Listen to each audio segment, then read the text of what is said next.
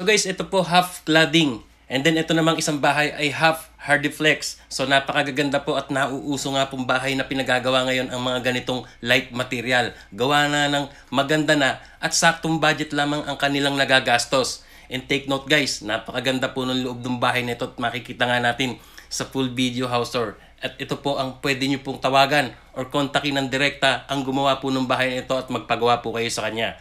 At yan ilalagay natin sa dulo ng video ang kanyang FB at number at pwede po kayong makipag-usap sa kanya.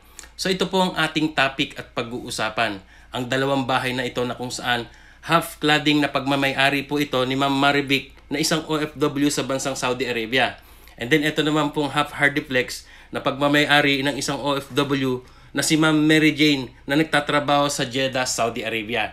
So yan po ang ating pag-uusapan at eto nga guys, ilista nyo ang bawat detalye ng mga materyales na babanggitin natin na ito na ibinahagi sa atin ni Foreman para magkaroon din kayo ng idea at basihan if ever na kayo ay magpapagawa na ng bahay, lalong-lalo na yung mga light material na kagaya po nitong half cladding na nauuso at trending na pinagagawang bahay ngayon at ganito ring half hardiflex. So ito po muna ang ating pag-usapan ang half cladding. So yun nga guys, nakikita natin starting na po ng layout. Ayan at sinusukat na nila at nagtatayo na nga rin po ng hollow blocks. Yan po yung pinaka-half cement niya. At eto po, pakinggang mabuti at ilista po natin ang bawat detalye ng mga materyales na babanggitin natin dito na mismong nanggaling po kay Foreman. At eto nga para mabasihan nyo sa inyong pagpapagawa ng pangarap na bahay, lalong-lalo na yung ganitong light materials. So ito po pag-usapan na natin yan.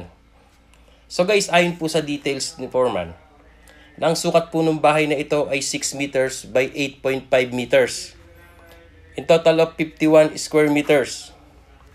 Kinonvert po ito natin by the feet at lumalabas ito na 20 feet by 28 feet. Meron po itong dalawang kwarto, isang CR, kitchen and dining area, at terrace. And then guys, ito naman po ang ating pag-usapan ng about sa mga hollow block, semento at mga bakal. So ito po, ilista nyo ayon po sa details ni Foreman. Sa mga hollow blocks po na ginamit po dito ay nakaubos siya ng 600 piraso. At yan po ay number 4. And then sa mga simento naman po ay umabot ng 120 bags na simento. Sa mga bakal naman po ay 10mm at 9mm ang ginamit. Sa 10mm po ay 100 piraso at ang 9mm ay 50 piraso. And then sa mga buhangin naman po ay nakapagpa-deliver na 4 na load na mini dump na ELP. So ayan po sa puntong ito guys, nakikita natin napakaganda na nga at buong-buo na yung bahay. So ito naman ang ating pag-usapan ang about po sa color roof and steel trusses at yung mga ginamit na bakal dito sa wall cladding. So ito po ayon sa details ni Foreman. Sa mga bakal po ay gumamit sila dito ng tubular, C-purlins at metal stud. So guys, sa mga tubular po ay gumamit ng 2x4 at ito po ay 25 piraso at ang kapal po nito ay 1.5. Gumamit din po sila dito ng 2x2 na tubular at 1.5 din ang kapal at 25 piraso rin ang nagamit. And then meron din pong ginamit na 1x2 at ito po ay 18 piraso. Yan po ang ginamit sa mga wall and trusses at kasama na rin po ang terrace na ito. And then guys, sa C-purlins naman, yung sa trusses ay 2x3. 1.5 din ang kapal at umubos ng 35 piraso. Yan po yung sa trusses ng bubong. And then guys, about naman po sa color roof. Yan po ang ginamit niya ay long span rib type. At ito po ay kasama na ang gutter, flashing, kabuuan. Lahat po ito ay umubos ng 85,000 pesos. Sa ganyan pong sukat na 6 by 8.5 meters na meron 2 kwarto at ganitong klaseng design. So ang tanong, magkano na nga ba ang kabuwang nagastos dito ni Ma'am Marivic sa ganitong klaseng bahay? So ayon po sa details ni Foreman, lahat ng mga detalyeng ibinahagi nating materialis na to, sa kapagkakakwenta ni Ma'am, ito po lahat-lahat ang kanya na pong nagastos dito, labor and materials, ay umabot na raw po ito ng 355,000 pesos. And then guys, ito naman po ang ating pag-usapan. Ang half concrete, half hardiflex na ito po'y pinagawang bahay ni Ma'am Mary Jane na nagtatrabaho sa bansang Saudi Arabia sa Jeddah. So yan po, hardiflex po ito kumpara po dito sa cladding. So yan po nakikita natin yung design niya at style. May groove design po siya. Ayan, nakikita nyo at napakaganda po nung setup. So ito po, ganito po ang klase ng kanilang pagpapagawa ng bahay. Una po ang concrete.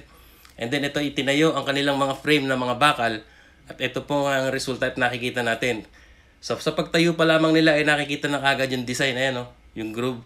Hardiflex po ito. At ang kanila pong ginamit na yero Yung normal lamang po, yan po ang tawag ay corrugated roof. So ayan, at nakikita natin, napakaganda nga po ng forma. And take note guys, makikita po natin yung loob ng bahay na ito ay napakaganda po ng setup. So ito po yung naka-double wall na yung ibang part at yung iba ay hindi pa. Pero nakikita mo na yung vision nito ay napakaganda na po ng resulta. Kaya ito po, siya sa atin at pag-usapan na agad natin yan.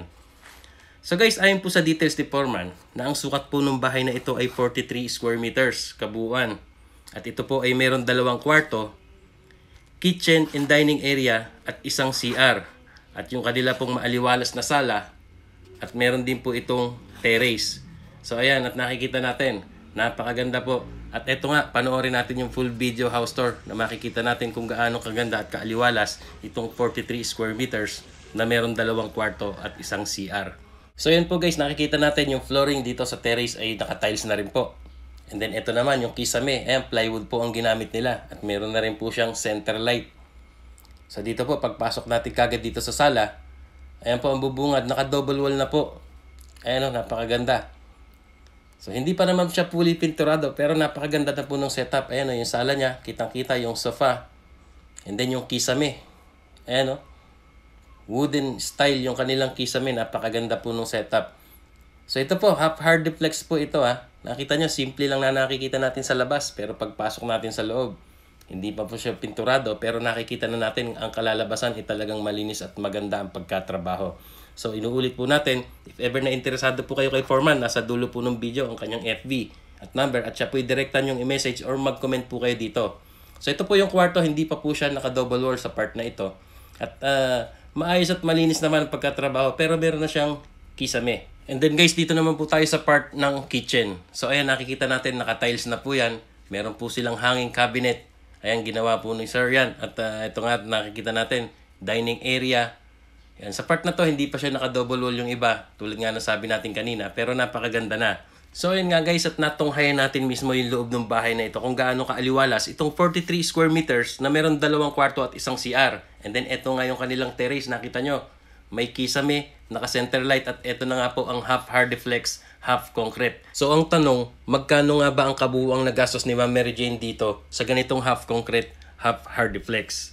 So ayon po sa details ni Foreman, ito nga pong bahay na ito ay siya mismo ang gumawa nitong 2 bahay na ito. At yan nga po ay pwedeng po natin siyang kontakin. Ito po ang kanyang FB at number. Pwede nyo po siyang direktang i-message dito or mag-comment po kayo dito. At ang area po na pwedeng gawaan ni Sir, sa Davao City area. At ang kabuuang nagastos na raw po dito sa half Hardiflex na bahay na ito ay umabot na raw po ng 400,000 pesos. So once again, congratulations po sa inyo, Ma'am Marivic Philamin, na nakapagpagawa na po kayo ng inyong pangarap na bahay para sa inyong minamahal na pamilya. And also once again, congratulations din po sa inyo, Ma'am Mary Jane, na nakapagpagawa na rin po kayo ng inyong bahay para sa inyong minamahal na pamilya. Na tunay ngang napakasarap ng feeling ngayon na bunga ng inyong pagsusumikap na nagtatrabaho bilang isang OFW na ang dating pangarap nyo lamang na bahay noon at dahil sa inyong pagsusumikap, eto na nga at naisa totoong buhay at naisa katuparan nyo na ngayon.